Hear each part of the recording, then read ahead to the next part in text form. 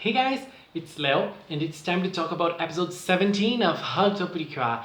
This episode was the closure of the Lulu as a villain plot, and I thought it was very fast. I thought it was going to. I thought we were going to have Lulu as a villain for more episodes. I thought that we were going to have her as like this strong android villain for more like 3 or 4 episodes until she got back again, and she would become what we know she will become. But anyway, this episode started with Harry and the girls discussing Lulu's role as an infiltrator, as a spy, and I thought that Hannah's logic was very strange because she didn't acknowledge Lulu as a spy.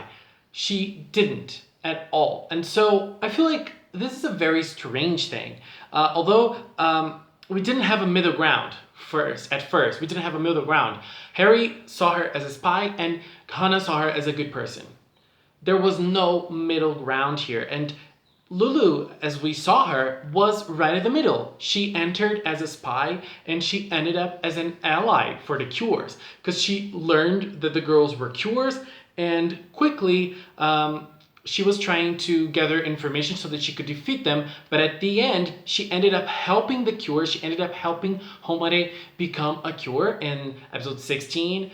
She ended up giving Homare's transformation device to her, and that meant that she was on the Cure side. So they should have thought of that before this whole discussion. That discussion felt a little pointless to me, but there was something interesting there about Harry. Harry is still a mystery to us, but we know that Harry now has some sort of connection to Criasso Corp. We don't know how, we don't know why, but he has some sort of connection there, and I'm very curious to learn about why he knows so much about the Criasso Corp. I have my theory, and I think that blue villain is Harry's family. His father, his brother, I don't know, but he's somewhat related to Harry. I don't know. That's my choice. And so on the villain side, they were thinking of revamping Lulu. Paparu was deciding to delete all of the good things that she lived with the Cures.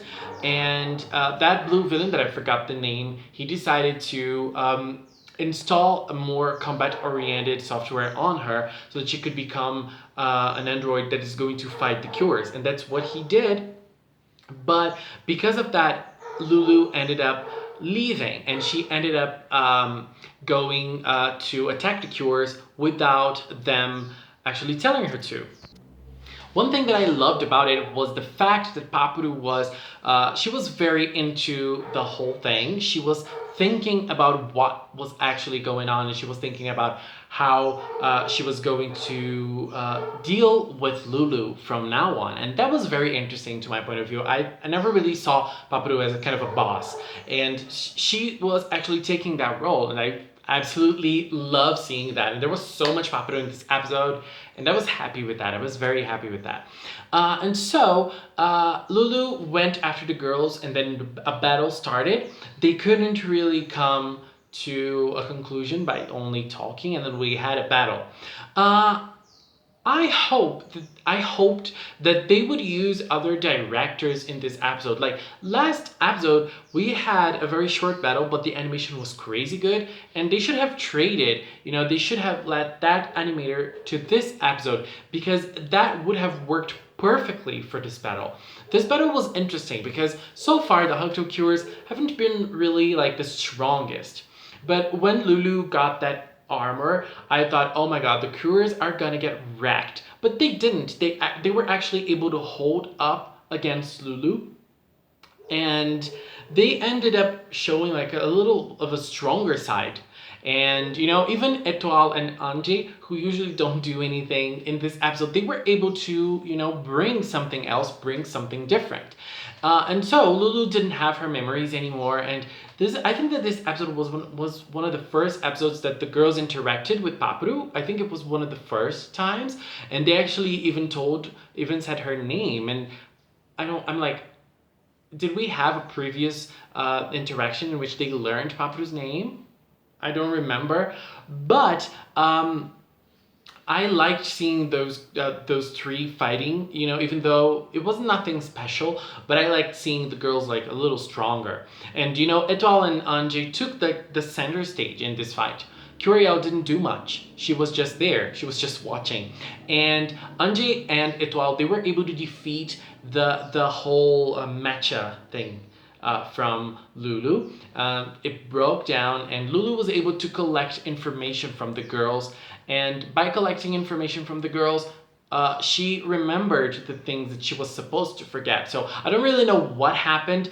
And Anjay said that she refused to let those things deleted from her, but I don't know, is that possible? Can an android do that? But even if they can't, Lulu can, and she was able to retain the memories, and the memories came back to her after she tried to get the cure's informations.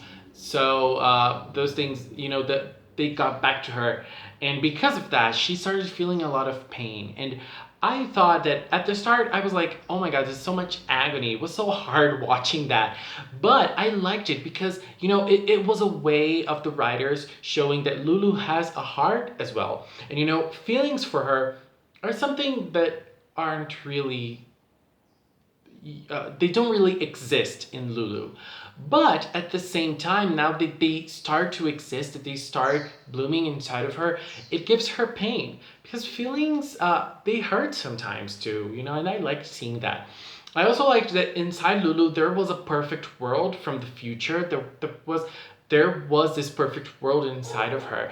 And, her feelings crumbled this world, because if she has real feelings, this fake world that lives inside of her cannot exist anymore, because she is now being part of the actual world that she lives in.